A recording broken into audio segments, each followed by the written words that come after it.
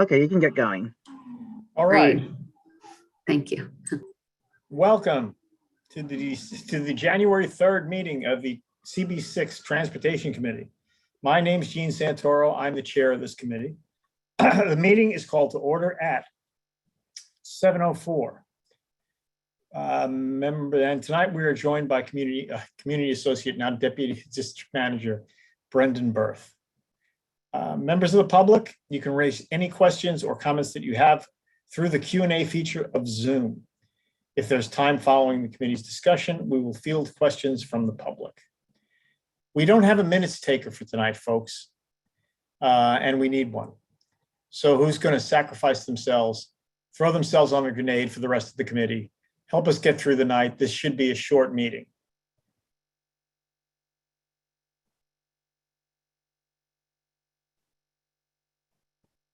I could close my eyes and point to a post. I'll do it. Yeah? I'm Okay. I'll do it.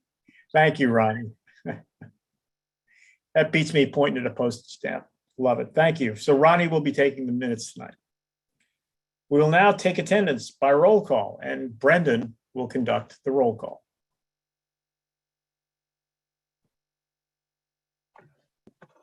Committee members, I will call your name and you will unmute yourselves. When your name is called, please say present. I will announce if there is quorum. B. Disman. Present. Charles Fernandez is not here. Andrew Gross. Present. Phil Napolitano.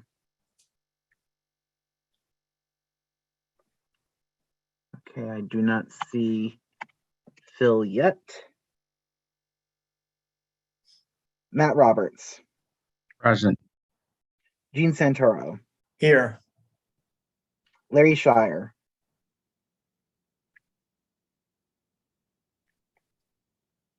He's here, but he's muted. I'm here. There we go. Ann Seligman. Present. Brian Van Nieuwenhoven. Here, but muted. Yep, I see he's Yeah, here. okay. Ronnie White. I see that Ronnie is here. Present. And James Wilson. Okay, I do not see James here, but we have a quorum. Excellent. Thank you, Brendan. Okay, the agenda for tonight's meeting was distributed ahead of time by the board's office and appears on the screen before you. And whoa, there it is. If there's no objection, we will adopt the agenda as stated. Members of the committee, if you object to adopting the agenda, you may raise your hand through Zoom.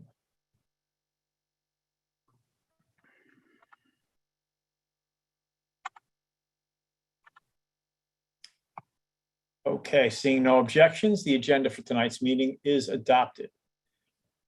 The minutes from the November meeting were distributed ahead of time by the board's office as well.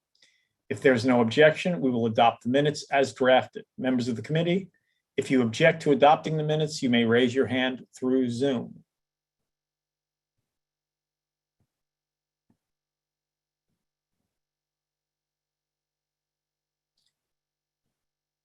Okay. Seeing no objections, the minutes are adopted. They'll soon be available on the CB6 website. First, the ground rules we've all come to know and love. In order to conduct an efficient meeting, let's observe a few ground rules. No one may speak until granted the floor. Committee members, if you have a question about committee business or wish to make a motion, please raise your hand through Zoom. If you click the participants icon, the panel should appear. And you should be able to find the raise function there. It's also separate on a lot of screens, just a raise hand function. So either way, click that chat icon and relay your difficulty if you're having, especially if you're having technical difficulty, use the chat, not the raised hand function. Otherwise, use the raise hand function, please. Chat functions should not be used for committee business or questions about agenda topics. All such remarks should be made on the record by raising your hand through Zoom. Chat should only be used to address technical difficulties. When a committee member is given the floor to speak, I will identify you and you can unmute yourself so that you can speak. We're required by executive order to create a verbatim transcript of this meeting, so please keep your questions and comments succinct and germane to the discussion. Okay, moving on. Item 1 on the agenda is presentation from DVT about city bike infill in the district. Colleen, as my understanding is, and for that matter, Mabel and Lauren, my understanding is you don't need a reso on this or anything. You're just doing this. This is informative only, right? Okay, it's a good deal. So let's roll. Great, thank you. And I think Colleen said she was trying to get let She into said the she was meeting. trying to get in. I don't know, Brendan, maybe you can take a look and see what's going on with that. Yeah, I'm working with Colleen to figure out whatever issues she's having on her end. Excellent, thank you. Would you like for us to wait, or should we No, go ahead? let's roll. I'll I'd just appreciate share it. my screen. Thank you. Looks like I need permission to share my screen. You should be able to share your screen now. Yeah, thank you. Okay, perfect.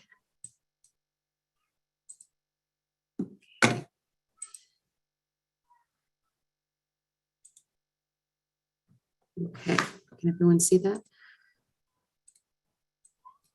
Great. Thank you all for joining us here tonight. My name is Lauren Deutsch. I am the Chief of Staff for the Bike Share and Shared Mobility Group at DOT. Happy New Year, and thank you again for your time to learn about City Bike Infill. So first, I'm going to give you a quick overview about City Bike. Then I'll give you some more information about what our infill project is. Okay, Lauren, not to cut in, but I mean, unless it's really germane info about City Bike, we've been working on this for years, so we're pretty aware. Okay. Cut to the meat of Okay, it. That would be great. helpful. Thank you. Sure thing. So as you mentioned, Jean, you know a lot about City Bike. It's been on the ground since 2013.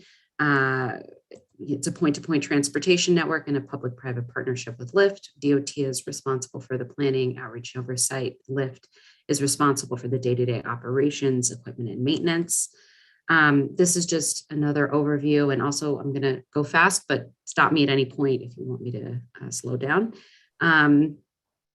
Overview of where we've gone since launch. Phase 1 started in Manhattan, south of 60th Street, and some parts of Brooklyn. Phase 2 expanded the service area further north and into Queens for the first time. And then phase 3, which we're currently in the middle of, brought City Bike to the Bronx for the first time and is moving us deeper into Queens and further out in Brooklyn. And by the time we're complete with phase 4, with phase 3, I'm sorry, we'll have doubled the service area. We'll cover 70 square miles. And we'll have tripled the number of bikes to 40,000, making our system the largest in the world outside of China. So in addition to that, the system is also very popular. We've had over 135 million trips to date. That averages out to about 5 trips per day. During the peak season, we routinely see over 100,000 rides. And in 2021 alone, we saw multiple 120,000 plus ride days, which is big because COVID obviously changed transportation patterns around the city, but City Bike didn't collapse. City Bike ridership didn't collapse the way that other transportation modes did. Okay, so we can talk a little bit more about phase 3. There's 2 parts to phase 3: expansion, which brings City Bike to new parts of the city, as I mentioned before, and then infill, which adds capacity to the existing service area where there's the highest demand. We anticipate we'll be done with all of phase 3 by 2024. And we're about halfway through expansion and almost 40% through infill. So this is kind of the meat of the infill presentation. We can just talk a little bit more about why we need it. So new and additional dock capacity is needed in the busiest parts of the service area to meet increased demand as the system grows. Infill helps the system function. Rebalancing is a partner of infill and something that we work on with our operator often, but rebalancing alone really can't address the fact that more capacity is needed. So infill is really critical to smooth the overall operations. So timeline and principles, as I mentioned, we're like almost 40% completed with infill, but the goal is very ambitious, and that's to put 16,000 docks over 4 years in the phase 1 and 2 area, which is in this light blue. And of course, that's, you know, the highest density, highest demand parts of the system. So site selection for infill is driven by demand, and then also filling network gaps. And I'll discuss that in a second in a bit more detail. And infill has been really a rolling, iterative process. We came to you a year ago, I believe, and we're just working our way through our goals. So just again, a little bit about our planning process. So we incorporate community feedback via feedback portal. We have a data-driven demand and spatial analysis, which shows us the best places and the appropriate sizes for stations to ensure that infill does its job. And then we work together with Lyft and of course, Colleen and her team and Ed to notify community stakeholders in advance of installations. And then we monitor stations over time. And as I mentioned, infill is an iterative process. So we will be revisiting ridership and usage at stations that go down and making changes as we see fit. So do a little bit more, we'll do a little bit more in-depth information on our data-driven planning process. This is new. Or new-ish. We've been working on it for quite a while internally, but the first time I believe we're presenting it to you. So our high-level infill goal is to improve the system by reducing instances where riders can't find a bike or a free dock. And to help us with this, we've created a model, and that model looks at existing ridership patterns and identifies where we need to increase system capacity to meet that demand. So if you take a look at this map, you can see we've modeled the whole phase 1 and phase 2 areas. And you can see that there's demand in many parts of the city, but the most intense demand is right where it's red. And that's really in Manhattan, south of 60th Street. So that's where we're focusing our work this phase of our infill process. So now let's zoom in to your community board, which is what I think we came here to talk about. As you can see, there's really demand across the board, right? In this higher and highest need area.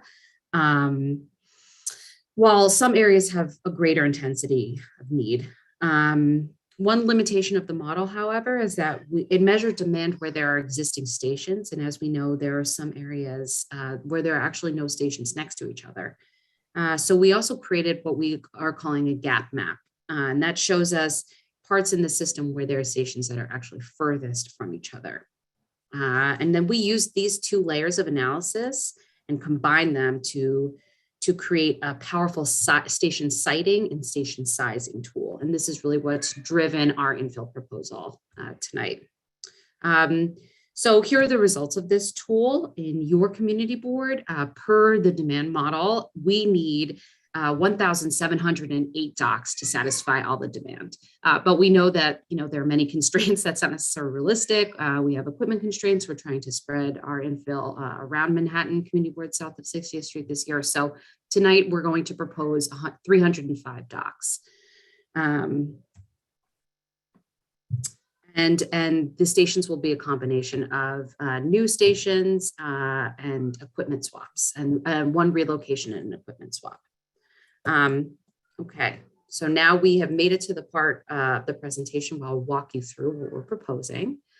And we have questions at the end, or we have time for questions at the end, but if I'm moving too quickly, please let me know if you want me to slow down. So we will be installing a new roadbed station on East 17th Street at 2nd Avenue on the south side of 17th Street. We are proposing also a new station on the north roadbed of East 20th Street at Avenue C. I'm sorry, not a new one, a relocation and equipment swap at East 20th Street and Avenue C. At Gramercy Park North and Gramercy Park East, we are proposing a new roadbed station in the south side of Gramercy Park North. And then we're also proposing a new roadbed station on the north side of East 22nd Street at 2nd Avenue.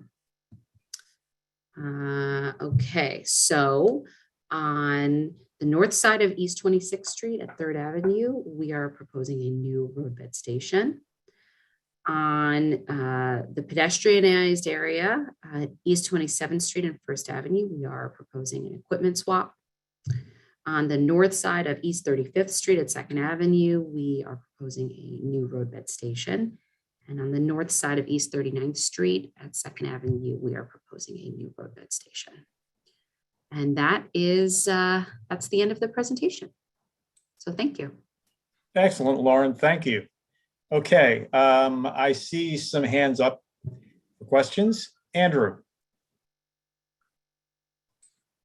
Wow, sorry, here we go. It's okay. Right. So Lauren, I have a question about the data. There's like a heat map that you showed about the data. I just want to dig into this for a second to better understand where the data is coming from. It's not this one. It's like the map. Keep This going one? back. That one. Like, I want to ask this. So I'm not saying that the data is skewed, right? But there's something about this data that doesn't make sense to me. Maybe you can explain it.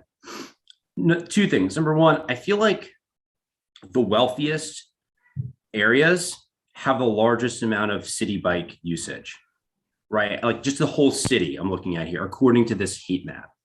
And the second part is like, I'm also wondering like, sort of connected that who uses city bikes. I've used them very rarely, but I'm pro, right? Okay, I think people should use city bike. It's a good thing. But like, when I look at this map, I mean, the core is like our tourism area of the city, right? Like this is also where the hotels are. That's like our Times Square is. It seems like a bullseye, not necessarily on where people live or how they live, but also there's a lot of other people that are using city bikes that are not necessarily the residents. So I'm kind of just curious if like your data takes into account like all the tourists, the other uses of city bike, like is the demand that you're talking about really a demand that we need, or is it a demand that this data is telling you that you need? Thank you, Andrew. These are really good questions. So the data that is underlying the model is pre-pandemic data. So there were obviously higher levels of tourism and people coming from all over to visit then. But in addition to recreational uses that we see, sorry, my toddler is banging on the door. Also, the highest demand area is concentrated around Grand Central and Penn Station and really big commuter and employment hubs in the city. And so we know that people are definitely using City Bike to get to and from major transit centers. We didn't build into the model information about billing zip code or which is the data that we would have that could tell us, perhaps where people live based on the zip code that their credit card has. We didn't use the model. We didn't build into the model data that distinguishes between annual members versus day pass riders who are taking the trips. That could be used as a proxy to see who's a tourist and who's not. But we really feel really strongly that, and I said this in the slide deck as well, ridership in some ways is pandemic proof. We grew the system, but ridership in 2020 was 95% of 2019 levels. And that was at a time when tourism was at an all-time low. People in New Yorkers were moving around on City Bike and really embraced the system, and also the safety and the ease of access that was afforded to them during the height of the pandemic. I just want to comment one thing and I'll be done speaking, not to override my time, but I appreciate that. I just want to add as an opinion, just to note, I think there's a question, Gene, about that I'm raising here. Not that we don't need more City Bike, right? I'm sort of just looking at this data and wondering, do we need the amount in general? And I'm thinking about, again, like this underlying data of just seems like it's around our transit centers. It's sort of the affluent area that's using City Bike. I'm sort of putting a note in here. I'm a little concerned about where the numbers are coming from at that second tier of data. That's all. Understood, Andrew, and thanks for raising those concerns. I mean, that problems with equity are obviously something we're very concerned with. On the other hand, City Bike is a demand-driven utility, essentially. And so we're talking about following demand with additional seats. That makes sense to me. So keep your reservations and certainly bring them up in the future if you see them skewing data or potentially skewing data. But that'd be my initial reaction to your responses. Okay. Thank you. Anne, you had your hand. I do, and I have kind of a couple of specifics and to which I'll wrap up in a general, which is like some specific locations. There used to be a really huge station on Pershing Square, which is now gone. And like, which seems contradictory to your like have it near a hub. And also like there used to be one at 34th, 35th, I think, and 3rd. There are no bike stations within 4 blocks of 34th and 3rd, which personally I find inconvenient because like I go to a doctor there pretty regularly and like there's no bike stations and this is the third one is kind of a balancing question, which is that it is impossible to get from the West 50s. Like I can walk from like 55th and 8th to 46th and 2nd in the evening without being able to get a bike. Like there are no bikes available at stations. And so those are kind of the specifics. The generality of it is I would love to see the map of kind of the proposed complete map once the infill is done. And maybe not just for our district, but kind of for the surrounding area versus say what it was 3 years ago, 2 years ago. Like maybe not at the beginning, but you know, if there was a way, because I feel like there's a lot of change and it would be helpful to see where things have come and gone.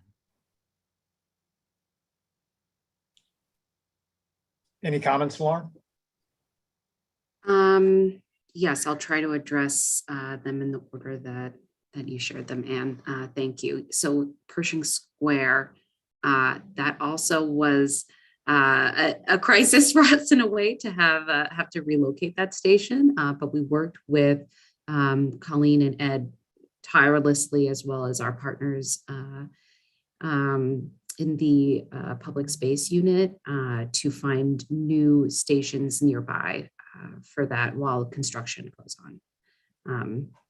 Because I believe it's for the new, yes. But that construction is long done. No, so there, that's Pershing Square West is done. So Pershing Square East, where the stations were located, this is the next phase of construction. So it's a three-year period that the station will be relocated. But after the construction finishes, we'll be reinstalling the stations in the Pershing Square location. So yeah, it was definitely, as Lauren said, a loss for us as well to lose those, but we did try, or we did, aim to relocate them to nearby locations. So I think we split up the Pershing Square 2 stations into 3 stations surrounding Grand Central. Yes, and then the second was 35th and 3rd, and that's not one that I'm 100% clear on, but we can find out more information and get back to you. I'm not sure if you know anything about it. No, I'm not familiar with that one, but it may have been temporarily relocated for one reason. It happened, it's kind of a par for the course where the system, like we have construction or Con Ed work or any DDC work. It's not that specific location. It's just that's a little bit of a black hole for Oh, okay, yeah, definitely. That's an area that we're like have noted as well, and we weren't able to find anything specifically for this round, but it is something that longer term we're working with internally to to add more capacity there. We've had other stakeholders from that area ask for bike share stations there as well. But there are a couple other, projects that are happening in that area that hopefully we can be accommodated in the future. Okay, let me lean in with follow up on Ann's final request, which is that I think what she's asking for is some sense of network connectivity, which is something we're very keen on. We were very supportive of Corey Johnson's bill that is now law that focuses on the network connectivity of things like City Bike and how they work. So it would be useful in the future as you're doing these to come back to us and show us how that's improving the flow of traffic, not just in our district, but around our district and across the city in immediate adjacent places anyway. Since you have all the data, you can probably manage that without too much stress. And it would be helpful to us because it is something that we want to learn more about. When you say traffic, you mean like rides, like bike rides, Yeah. or Mhm. automobile traffic? Yeah. Okay, yeah, I mean, we city bike definitely, traffic, yes. we definitely want to make sure that the stations have a bit of time to, like, I don't know, marinate, if you Sure, will. sure. So we usually wait about a year before we return with findings. But That'd be fine. It's just that it is part of the system that I think less attention has been paid to previously than should have been.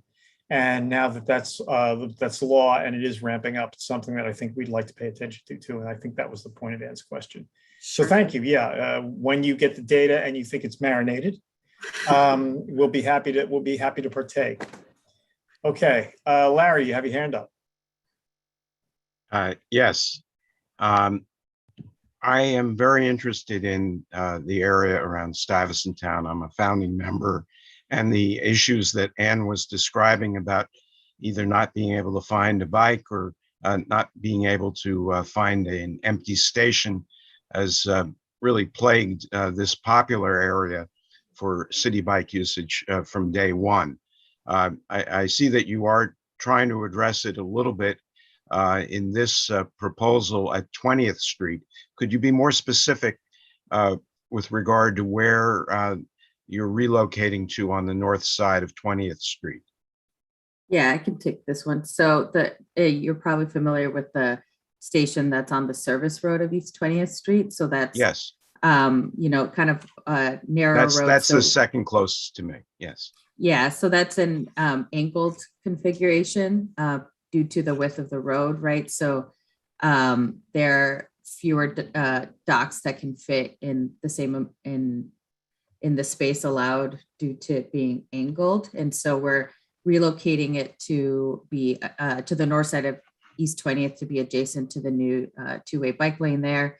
And we're able to use swap for equipment for our standard equipment, which you see more frequently throughout the system, that will accommodate more docks in the same area, in Now, the same length of space. Could you be a little bit more specific? Are you talking about putting it on the Peter Cooper Village sidewalk, or are you talking about putting it in the in a buffer next to the bike lane?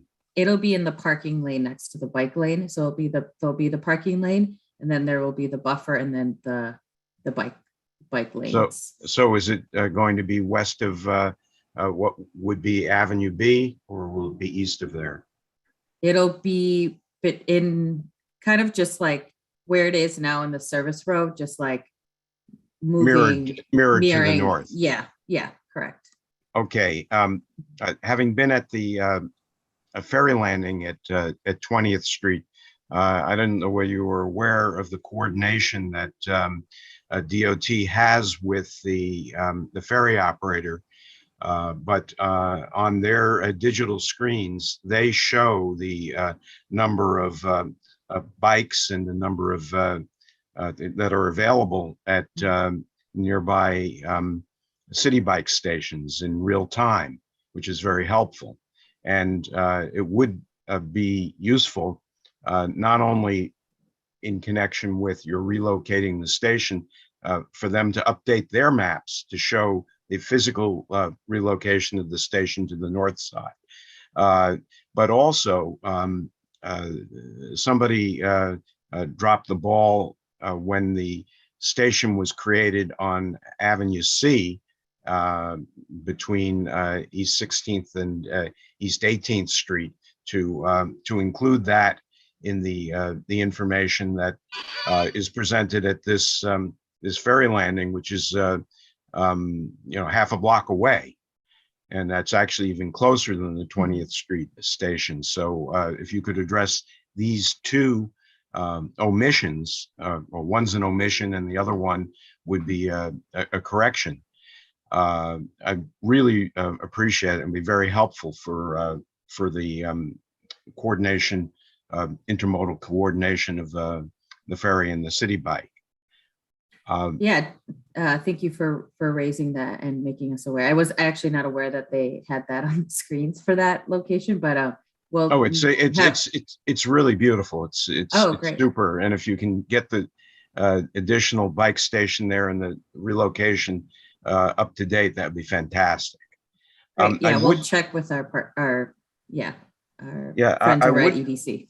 I would like to see if you could estimate how long it takes from our presentation here, as I participated in the CB3 presentation. We're still waiting for the bike station at Avenue A and 14th Street and the other one at 14th and First Avenue. Do you know when those are going in? Those will be our plan for the end of this month. So we have started installing some of the CB3 locations. Yeah, I know, down by 7th and 5th. Yeah.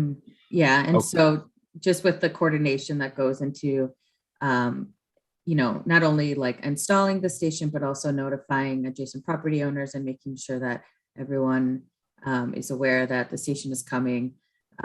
We'll be doing that with this CB6 stations as well. So this will kind of start happening after like CB3, CB4, 5, since we're, as Laura mentioned, we're kind of focusing on a large area. So, these installations are rolling as sites become available. Well, thank you very much. I'm very excited. Thank you. Good deal. Okay, I don't see any more raised hands. So I think we're done. Thank you for the presentation. We'll look forward to this. In terms of expanding Larry's last question a little bit, do you have a time frame for when these stations will be completed in the district? So we don't, after this presentation, we'll start doing the adjacent neighbor notification process, and that process, depending on how that goes, can take, 2 weeks or can take a little bit longer. So hopefully start seeing these stations go down by, start going down by maybe February, if not early March. So as and also we're working in various other community boards that we may be a little bit further on in the process. So those may be ones that we'll be installing sooner and then getting to CB6. So sometime between spring and summer of next year, these should be in roughly. Of this year, of 2020. Oh, sorry. Forgot. It's only been 3 days. I haven't had time Yeah. to adjust yet. We're hoping to get the stations installed before we get too deep into the spring. So hopefully aiming for, February. Okay, I see Larry's got his hand up again. Larry, I hope it's something different.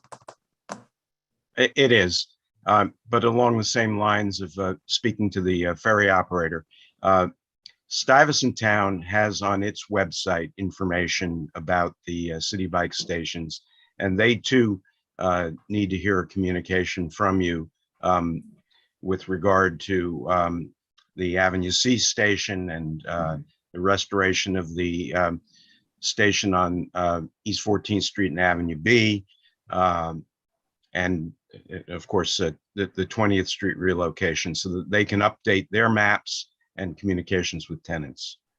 Yeah, definitely. We met with them a couple of weeks ago, but we'll definitely, the map didn't come up, but we can make sure that they update that as well. Okay, good points, Larry. Thank you, Mabel and Lauren. And we'll look forward to having the additional infills installed. Appreciate your time. Thank you. Thank you so much. Happy New Okay. Year. Thanks, guys. Let's move along to item 2, which is, since Andrew is here, It's the ever popular bus stop at the unknown Mitchell Place. Andrew, it's your reso. Why don't you, Gene, thanks. Well, basically, basically what we're talking about here is, I think it's pretty simple.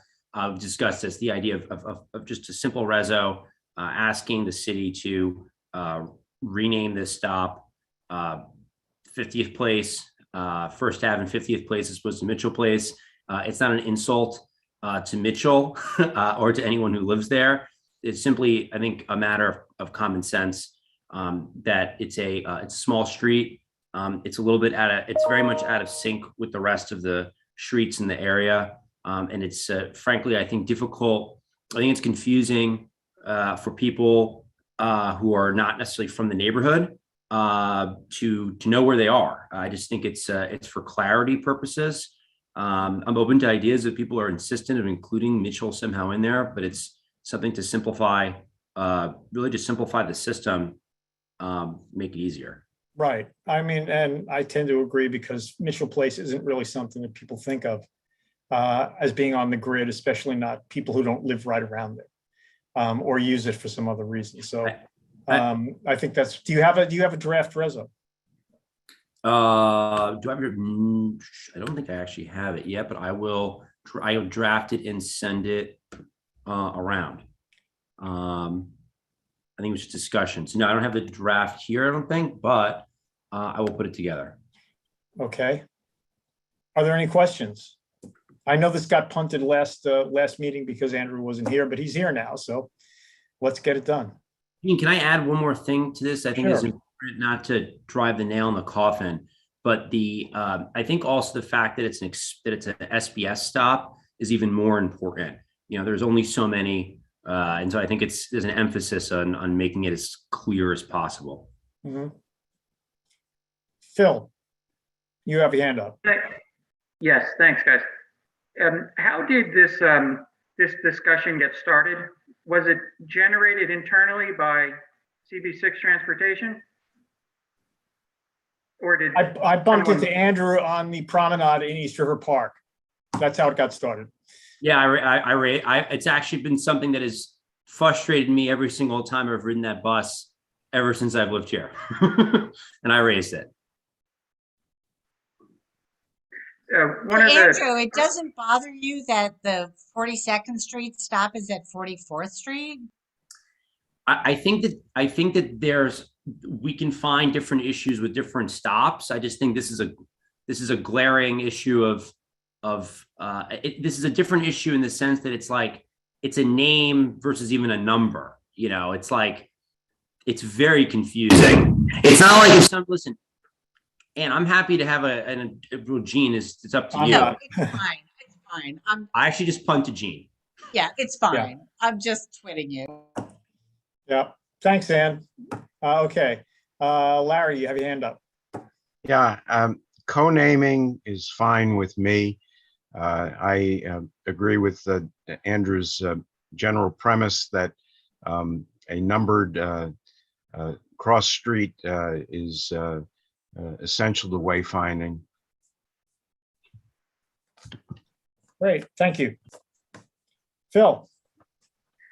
Real quick, can the committee predict any reaction from DOT on this, perhaps based on other bus stop, renamings in the past? Any objections or approvals? No. Colleen? So, Excuse me. Let's see what Colleen has to say. Hello? Colleen, are you there? Maybe not. Colleen is here. I know, I see her twice actually, but I'm not getting a response, so I'm wondering. And I don't think it's our issue to worry about what DOT's response is going to be. I think it's our issue to try to clean this up because it is confusing.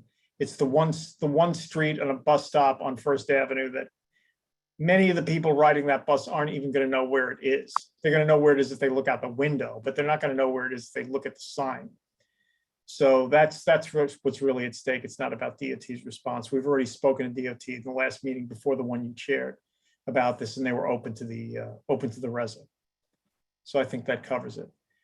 B, you have your hand up. Yeah, no, I actually think it's really important because you have the select and you have the local stopping at exactly that same stop within each other. And I think people, if you're a tourist or you're coming up, you don't know where the stop is. So I think it's simply just making it parallel to the other stops. Agreed. Thank you. Hi, it's Colleen from DOT. I mean, we spoke about this at the last meeting and we mentioned Right. that we would be open into evaluating it. Right. Thank you, Colleen. You're Okay, welcome. so then let's, why don't we take a vote on it? We know what's going to be in the resolution more or less. We'll get a draft resolution from Andrew ASAP. And so let's proceed with this. Well, I think first we need a motion, right? Which I I'm will looking for make. one. Yep, I'm making a motion to support this, the change in the bus stop name to 49th Street / Mitchell Place. No, I think it's 50th Street, and isn't it always ahead of it? No, I think it's I think what Colleen said before was that it's whatever street it just passed. I agree it's at 50th Street and that makes more sense, but I think what the DOT protocol is whatever street it just passed. Colleen, Yeah, that's you want to make a judgment call on this?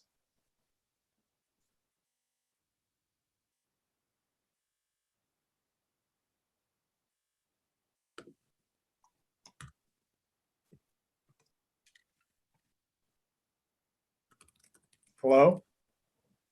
Well, maybe the proposal is to have it, I think that's how it's 49, how it's Mitchell Place in the first place. That's the last. if I recall, Gene, if I recall from the previous discussion we had, it was the street that it passed, and that would be 49th Street. So I believe the proposal would be to rename it First Ave and East 49th Street. It all works for me. I'm fine with that. And I do believe that you're right. And that Ann's right too. And you know what? If DOT disagrees, they'll change it. So that's how that'll go. Okay, Larry. Larry, Just to clarify that Ann had agreed with my point about the co-naming, the 49 / Mitchell Place. And I would second that motion. that wasn't the motion before the floor, on the floor. Yeah, actually that is what I said. You didn't say Mitchell Place, but okay. I heard that. Fine. Can I ask just quickly, like, if we can, Gene, if I may, like, Yeah. why does it need to even have Mitchell Place in there? There is no one going to Mitchell Place. There are like 10 buildings, maybe less, on Mitchell Place. May I interject one point here? One of the other committee members in December said Mitchell Place was a reference to a family who had lived there in the past. And I think in the past is crucial because it's not relevant today. So maybe in our reso, we can say, and I think it'd be a minimum point, that perhaps we can install a plaque or something that says this is a historic site, but it's really independent of our bus transportation system. And that's, why we're renaming it. Okay, I think we're really getting off the track here. In fact, we can write the reso in such a way, Andrew, that gives DOT the option of doing either 49th, 49th and Mitchell Place, whatever their heart desires, because they're DOT and they can do that anyway. So let's just do it like that. And I'll second that. Yeah. Thank you. And then we can proceed with this, because we're spending a lot of time on something that's actually, it's a vital issue and it's important to take care of, but it's not really necessary to take half an hour to do it. It's pretty straightforward. So that would be my proposed solution. If that works for everybody, then we have a motion on having a vote. Call the question. And great. Brendan, let's rock. Okay, when I call your name, please say whether you are in favor, opposed, abstain, or abstain for cause. B. Disman. Support. Andrew Gross. In favor. Phil Napolitano. In favor. Matt Roberts. In favor. Gene Santoro. In favor. Larry Shire. In favor. Ann Seligman. In favor. Brian Van Nieuwenhoven. In favor. Ronnie White. In favor. Okay, with 9 in favor, nobody opposed, abstaining or abstaining for cause, the resolution passes. I know Andrew will write the resolution. Expeditiously. Thank you. Expeditiously is always appreciated. Okay, good job, folks. All right, now next up, the ever unpopular Grand Central Terminal. I had Brendan, I sent around to you a while ago, a list of sort of menu of suggested things that we could do around there as we try to pedestrianize that portion of the district. Here it is again. We don't need to go into great depth on this tonight. Because I want people to think about it and bring back stuff that they've got, and then we can start thinking about it. I should also tell you that I've been in touch with the people at NYU Wagner Institute, and they're interested in having us put this in as one of their potential projects to begin working on late spring, early in the summer with a team of graduate students to sort of map out some of the possibilities there. So I know from DOT that the timeline on this is not going to be in a hurry. As you can tell from some of their other presentations, they've got a lot of stuff on their plate. So this is not going to be something they get to in the next couple, 3 months. So my suggestion would be about this, that we all digest this stuff. I know Ronnie had some suggestions. I know Ann maybe had a couple of suggestions. I'm sure other people do too. And that we look at this and try to get together, as we did with Third Avenue, a basic sort of menu of things that we want.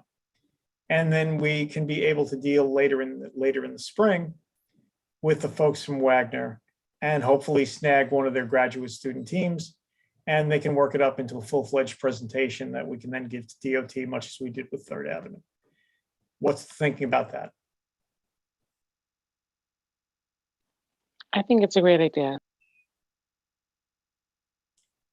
Okay, anybody else? Anybody hate it? Larry, yes. Are you asking for additional numbered items to add at this point? No, I'm not. I'm asking you to go back and put these together yourselves, and then we'll share them. The next meeting would probably be a better time to talk about this. And then we can start doping out what we want actually doing, what'll fit, what we want in there, how we want to do it, all that sort of stuff. So I'd rather have it a little more organized. I don't want to start throwing stuff at the wall tonight. I wanted to make sure that everybody saw this, that everybody's thinking about it, and that you're thinking about your own things, because that's the next step. So let's put that off for another month. Okay. Phil, you had your hand up, I think. Yeah, I did. And I think that to encourage some feedback from the committee members, Brendan had mentioned that he had images of some intersections or areas that we're proposing. And I think it would be helpful for everyone if we had a set of standard photographs that we could all relate to, if we don't get the chance to walk around the area. And it would help us start to gather our thoughts, and we could all refer to the same photos. I think it'd be a helpful committee tool. I agree. And since you did such a great job on Third Avenue, I'm proposing that you do exactly that for this area. How's that? With pleasure. Thank Sounds you. good. Yeah, if it would be helpful, I can do something like, just do something similar to what I believe I did for Third Avenue, which was basically to have some screenshots of some Google Maps images of the areas that the committee is thinking about, if that would be helpful to people. That'll be helpful in addition to the ground level photographs. I mean, I think both will be good in their different ways.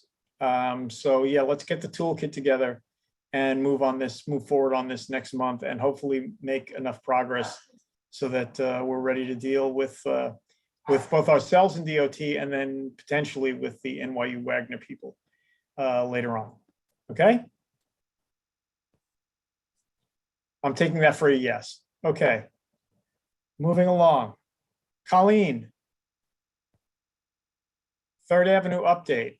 What's going on? The last time I spoke with Ed Pinkar, he mentioned the fact that the unit was thinking about expanding this project to 34th Street. Yeah, I mean, look, we're still looking at it.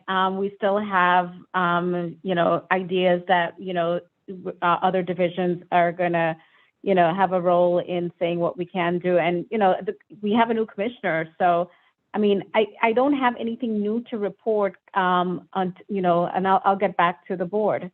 I mean, right now, as it is, we are, evaluating the request, and, we have various divisions that are looking into it as well. So I think it's positive, Yeah, so do I, but I'm aware of the difficulties given that there was an election that actually took place in March. And everybody's had senioritis ever since in a lot of ways. So there's that, and that's a big factor. And we're waiting for all the new people to filter in. I get that too. But I just wanted to make sure that it's top of mind for people there, because this has been sitting around for a while. We worked very hard on it. And I would like it not to lose its place in the queue, and in fact, jump up ahead if at all possible, because this is something that really does need to be done, as well as the fact that we put in the time and effort. Yeah, I don't think it's going to lose its space in the queue. So it's still on our radar. Okay. Great. Any other questions from anybody about that? Because otherwise, just move on to the DOT report with Colleen, and you can ask her questions about whatever. Happy New Year to everyone. As many of you know, we have a new commissioner, it's Adonis Rodriguez.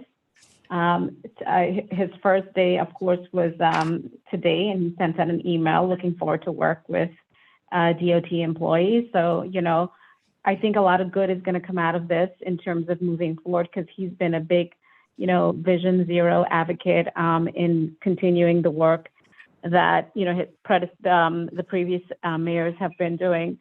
And there's not much to report at the moment until we get to meet and greet with him and see what the priorities are. Right. Okay, fair enough. Everybody's in limbo. It's January 3rd. And the good thing is that your meeting is the first meeting for the year. So oh, good. So we're the shakedown cruise. Yeah. Yes. Good deal. All right. Well, somebody had to do it. I guess we got lucky. You definitely thanks. did. Thanks, Colleen. Are there any questions? Andrew. Yeah, it's a general question here. Again, I don't know how much of this is, I suppose it's DOT, but I know it's also DC, but, and Gene, I apologize if this was covered last time and I wasn't here, but, I happened to be down at the, oh my God, on the waterfront at the, what's our park? It's closed. Sky Cove. Sky Cove, yeah. I was there the day that it was closed, just happened to be running there, and there were like protesters showing up. And I just got to say, it's really ugly in terms of just not just obviously aesthetically, but the scene there on that day. Again, it just happened to be there. It was terrible. I mean, people were like really angry. The police were there, and I'm just kind of wondering if I know that contractors are going to work at their own speed, but every day that's closed is damaging the community. So I would just ask Colleen in whatever capacity that she can to please, pass that sentiment on and work expeditiously, or to think of creative ways to lessen the impact of this on that park. Andrew, that's actually Sure, and I DDC. That's DDC. I know, I'm just, either way. You're talking to one silo and the other silo's over there. So, But still, I still put it out, then brand it as new business, whatever you want. That was, whatever. you're going to have to talk to DDC, and I've already done. We've stopped doing that because they're on a schedule. They're doing their thing, and the protesters are the protesters. There's nothing much we can do about that. They should be out there making their views known. It's not pleasant. Neither is the work they're doing. Our hope is that when they're done, it actually works, and that they get done before the next Sandy, because that's been the running gag / bet ever since Sandy came in, was, are they going to finish this before the next one? So we'll see how that goes, because they're cutting it pretty close. The more they delay. Yeah, by the way, just to be clear, not that it matters, but I'm not complaining about the project itself. Like, I understand the validity. Right. No, I understand that. And thanks for the comments. It is a mess, agreed. But we fought that fight and we lost most of the battles. What can I tell you? Okay, Larry, you had your hand up. Yes, just want to bring up again the need for additional wayfinding signage to get to the ferries, because things look different now, and there just is a paucity of DOT signage. Yeah. Thank you, Larry. Okay. Any other questions, Brendan? What's going on? I've got a Anne has her question. hand raised. Wait, oh, I'm sorry. I didn't know. Oh, yeah, you do. It's actually, it's against the background of your sky, so it disappears. I know I really have to change the background. Yeah. I'm sorry about that. So I have one super quick question, which is, when is the construction moratorium over? Hi, it's actually, it's over as we speak. Oh, okay. Because, I'm just kind of curious, because I was up in the Bronx last week, and I had no idea what was going on with the Bruckner, both like Expressway and Bruckner Boulevard. Like, that is whoa, major project. But they were working full steam ahead, and I thought that was during the moratorium. So it just made me puzzled, it made me think I didn't know. Exceptions. There are some exceptions to the moratorium. We do allow certain work to be done. Okay. So, I'm sure there was an exception to that, or an exemption. Okay. But for Manhattan now and all that, it's after New Year's, it's done? Yes. Awesome. And whenever Thank we you. allow work to be done in the moratorium, it's for emergency work. And Well- there are some cases where exceptions are made. Yeah. But I mean, the moratorium itself is over now. Yes, it is. All right. Thank you. You're welcome. Okay, Phil. Thanks. Real quick, I'm going to punt something out to the committee and DOT, which is, does DOT have an update on the street in East 50th on the east side that was, an application was submitted to make it like a play street, and there was a bunch of schools up there.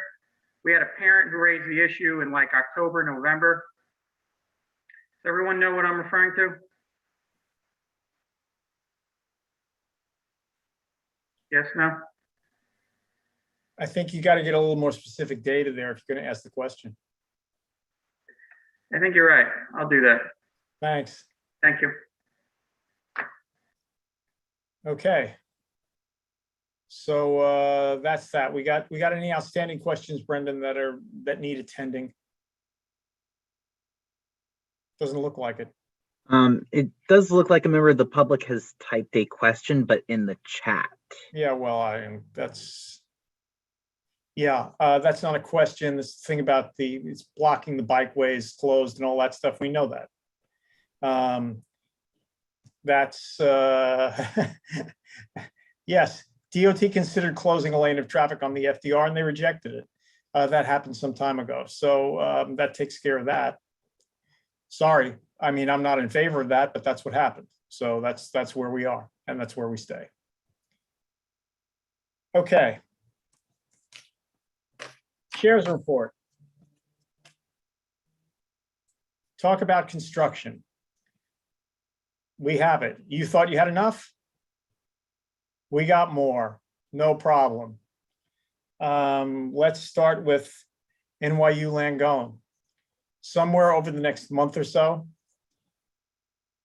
Langone will be operating under construction on the First Avenue and 31st Street side. That entire front of the building has to be redone.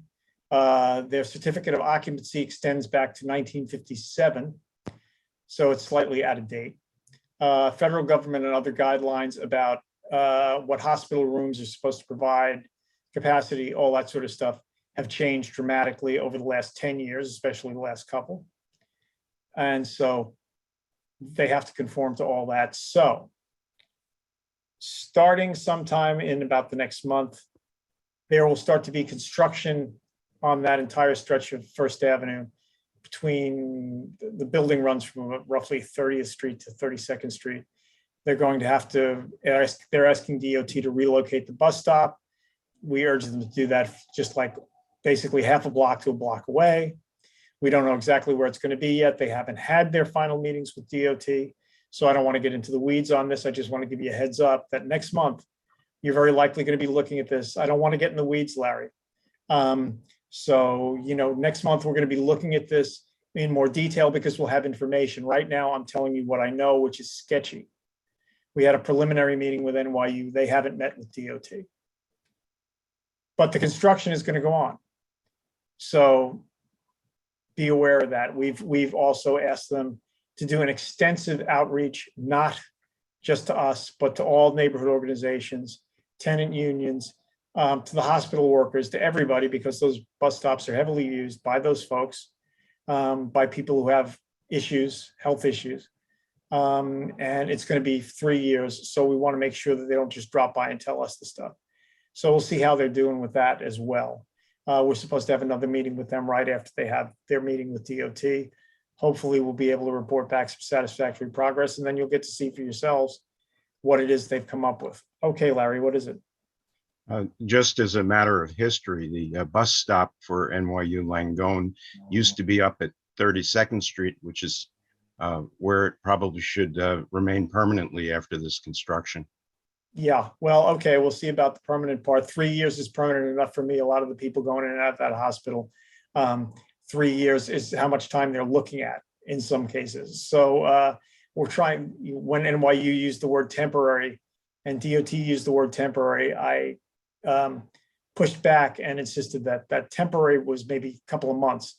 3 years is not temporary in any sense that we could talk about when we're talking about a major hospital.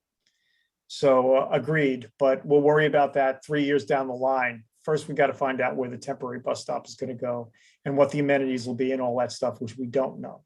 Okay. Ann. Yeah, Jean, I just want to say thank you. I think it's fairly outrageous that, NYU is coming to us like as they're starting construction, and I'm glad you're, pushing back on them on that.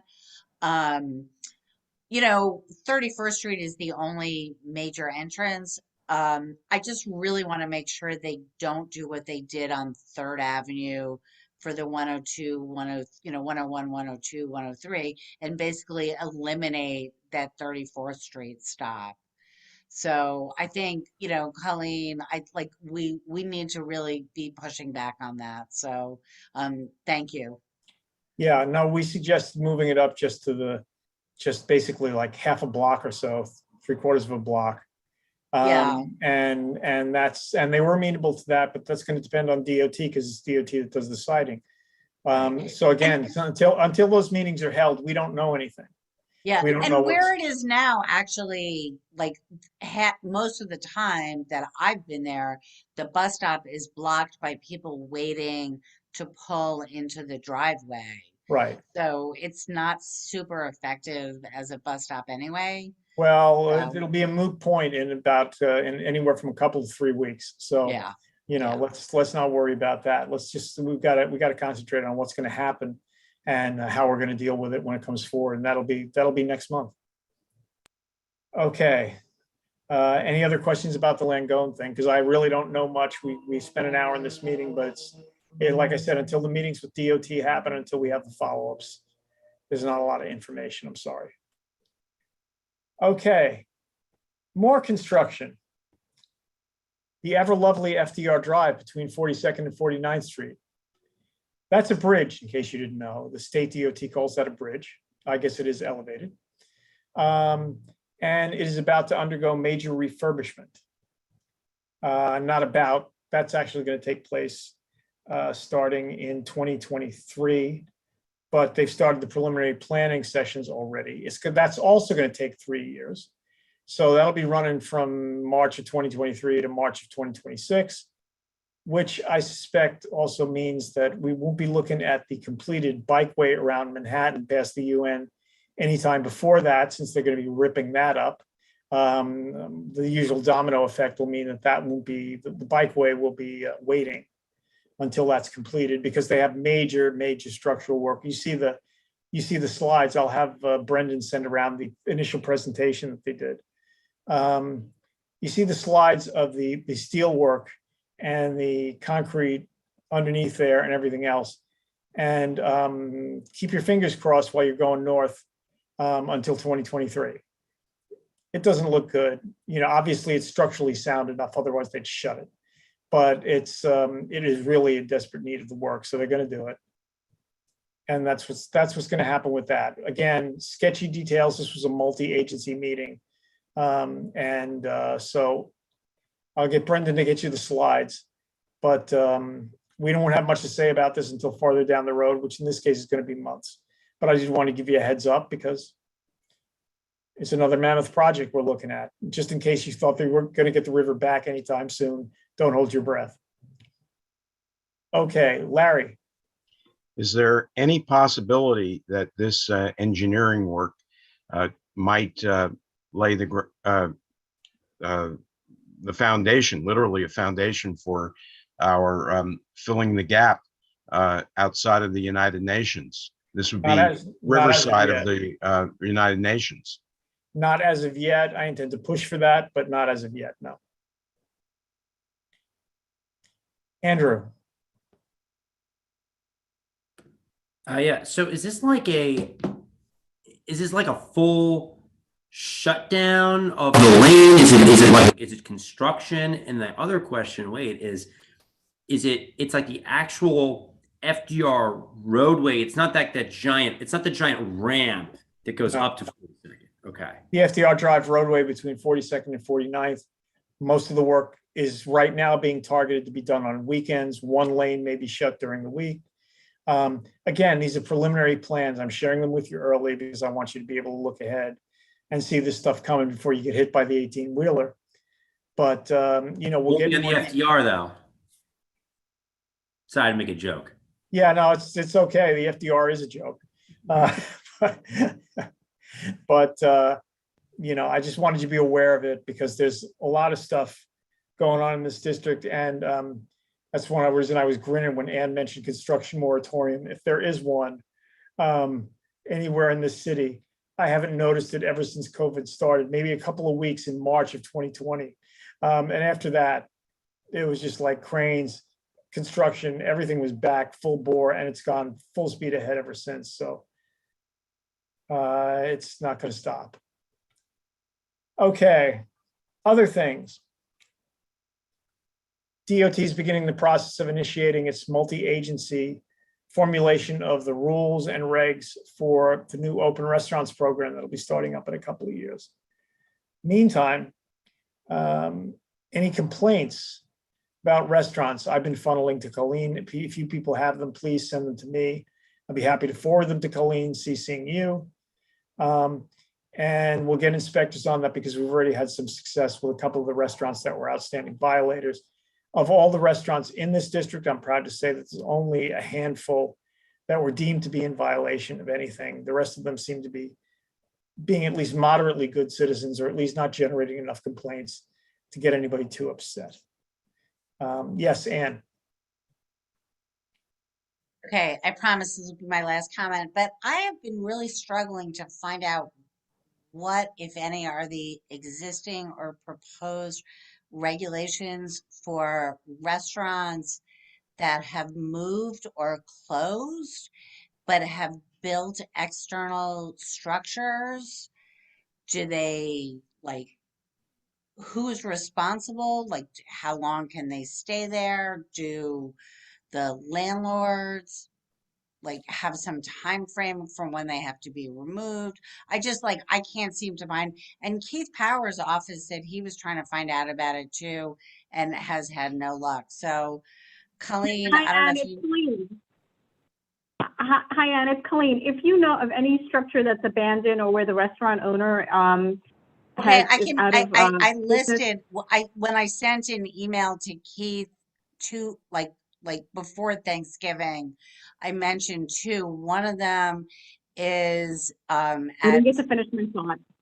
at 48th and second, between 48th and 49th and second. It's a restaurant that moved. I'm really glad they didn't go out of business, but it's just like and I don't really care about a specific location. I want to know what the regulations are for it because I think it's important as you know, as this is a major change in the usage of public space, what is essentially public space. And I think we need to have good regulations about it. So there are regulations, and if again, I didn't get to finish my thought. If a restaurant has closed and the structure is left there or it's abandoned, what you can do, you can email Brendan that location, and Brendan will send it to me, and I will confirm that, and we will add it to the list for removal. We'll work with sanitation to get that structure removed. So in the future, if you could just let Brandon know, and he will connect with me, okay? Let me know. That's fine, Colleen, you. but I'm sorry, it's not actually the question I asked. The question I asked is, what are the regulations that govern it? Like, they govern those kinds of locations. Do they have do they have a time frame for removal? If the restaurant has gone out of business, does the landlord have responsibility? I don't think they need to be No, removed. the landlord, it's not the landlord's responsibility. And if they are no longer in business and, you know, they reach out to DOT and say, hey, you know, we're closing our restaurant, we're not making the money, and you know, can you give us a few days to remove the structure? And we're fine with that. We would allow them a few days, whether it's a week or two, to remove the structure. In some cases, the restaurants will close their doors and they would leave the structures abandoned. And that's where we would come in and work with sanitation to remove it. Okay?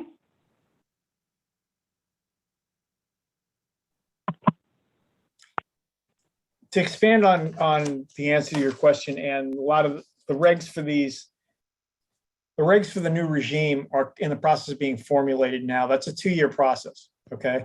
I was at a meeting down at the BP's office, so I was here. That was a multi-agency meeting that was thrashing out some of this stuff. And it's clear that it's an ongoing process. It's clear that there are a lot of questions that were being raised, a lot of issues that were being raised. Those were all taken in, and they will be taken into account, but it's going to be, it's not done, and we don't want it done. We want it to be done right. We want it to be done thoughtfully, and with the full cooperation of these agencies that spend most of their time living in their silos, not talking to each other. So that entire process is going to be a little cumbersome, especially get going at first, but it does seem to be at least moving in the right directions. And the questions and comments were not softballs that they were getting. So they have to respond, but we're going to have to keep on them to get it done and make sure that they're doing this in some way that's coherent. And it does also remind us all that this is, as you say, public space. For example, one of the key things that came up was that, yes, there will in fact be fees for restaurants who are using street space. for this going forward under the new regime. This is good news because we don't want to give away that public space for free. Among other things, there's speculation that this will actually drop the number of restaurants that are using it because A, the fees, B, with vaccinations widespread, maybe with Omicron right now, people are less confident of this, but that in fact, the number of restaurants that'll be in the streets will drop from 12,000 to somewhere below that. Not to the 1,500 that it used to be before this change, but somewhere in between. All these things are speculative right now. All these things are going to take about the next 1.5 to 2 years to shake out as we're going through this process. So we're going to have to stay on the process, keep monitoring it, and keep making our opinions and positions known so that we're heard. Yeah, and once we have finalized our guidelines and what the rules are, definitively, we are going to come back to the community boards and give a presentation, because I know a lot of community boards have concern about structures, design, locations, hours of operation, noise, and so forth and so forth. I mean, nothing is written in stone yet. And we do plan to come back to the community board. And like Jean mentioned, you might have 15,000 restaurants out there that probably have an outdoor dining structure, but in moving forward, they may not qualify under the new rules and regulations. Well, just the one last thing. I mean, don't assume what I think about this, because I mean, I don't want a landlord to tear a structure down that may be an amenity that will help them rent it. I think it's a complex issue, and I just hope it's being addressed with all the nuance it deserves. I know, but keep in mind the landlord is not the one who's creating the structure. It's the restaurant owner that's supplying to do so. There might be landlords who do not want to take on this responsibility. Like I said, complex issue. Okay. I think we've got it. I appreciate the back and forth, but I think we got the basic gist. Yes, it's in flux. There's going to be a lot of changes, and we have to keep monitoring it pretty closely because we want to keep on top of what's going on. Okay, Andrew. Yeah, sorry to beat this one. Sorry to beat the dead horse here. I really agree with actually everything that Ann had said. I just want to reiterate how important I think this is. I think that the restaurant scheme, the outdoor dining, again, while it was so helpful, and I'm so glad that so many restaurants survived, I think it's actually a terribly unfair process. So I'm glad that these rules are coming. I'm glad that we're going to focus on it. But I also believe that in the 2 years it's going to take to get these things implemented, the fact that, again, I appreciate Colleen sharing that, but like just hearing the fact that our tax dollars, I didn't even know this, our tax dollars are used to tear down these old structures when they're abandoned, is exactly why we need rules implemented now, because it's basically abusing our public system for private interests. That's basically it. Okay. Not to disagree with you, because I don't in some ways, but in other ways I do, because you have to remember this is a hyper emergency. People were throwing things at the wall to save things. Now we're trying to disentangle them. This is New York City, so disentangling them, if you want to disentangle them fast and throw up a bunch of rules real fast, what we're going to be doing is be back here in 3 months doing the same thing all over again, because those rules are going to be shit. Okay?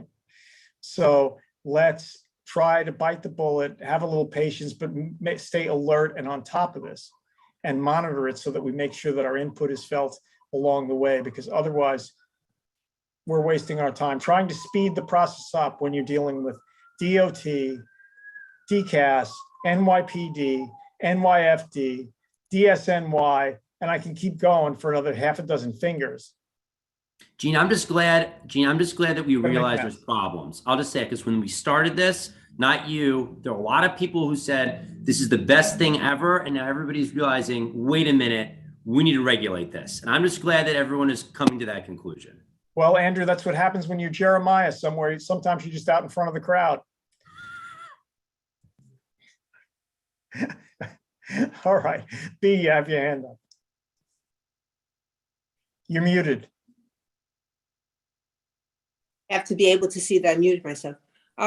I just want to ask a follow-up question, because all those multi-agencies that were involved, who is the rulemaking agency here, number one? And number 2, will it be subject to public comment and final rules? So which of these agencies have the responsibility for the rules? Colleen, So, I'm going Ivy, to pump it's that to only- you. Yeah, so DOT is the agency that's going to oversee the outdoor dining program. But you're also going to have other agencies that will be under the umbrella, for example, FDNY, NYPD, and so forth. So that's how it is. And yes, the community board will have a commenting period. You will have that. So then, Colleen, DOT will issue the rules. Yes, Thank you. you're welcome. Okay. I think I don't see any other questions. So, sorry, I was just looking at the chat. I don't see any other questions. So, it's 8:24. Do I hear anything? Anybody interested in making a motion? I'll move to adjourn. Second. Thank you. Okay. Listen, I appreciate everybody's oars in the water on this. I understand that the open restaurants thing in particular is still contentious and has a lot of angles to it. It's just a big piece of the puzzle, folks, and we just have to try to keep our hands and minds around it. I don't know what else to tell you because as in the words of the immortal song by X, this is the game that moves as you play. And this is New York City, so the moving pieces are flying all over the place, and we just have to stay on top of them and do the best we can to keep up with it. Because nobody's going to drop the info at our door. Nobody's going to call us up nicely and just ask us for our opinion and jump. So I'd suggest you all get a little more proactive and aggressive maybe, and try to shadow this stuff on the DOT. DOT does put out bulletins about when they're meeting with the communities about this stuff. They do have the videos of the meetings that they've had, so you can watch them and get a sense for yourself of like how this is moving forward or not, depending on your perspective. Okay? So listen, again, thanks for all the work. Happy New Year. Good to see you all in 2022. Let's hope that 2022 is better than 2021, better than 2020. It's hard to remember 2019 sometimes. Seems like another planet, because in a lot of ways it was. But hopefully we can get back to somewhere where, as Ann was saying when I first logged on, as a lot of the medical and scientific people are starting to say now that this becomes something that's merely endemic. So so we just get used to sort of living with it. There are deaths, there are illnesses, but it's not the sort of Black Plague 2020, early 2021 stuff that we've been dealing with so far, so that our lives can kind of continue.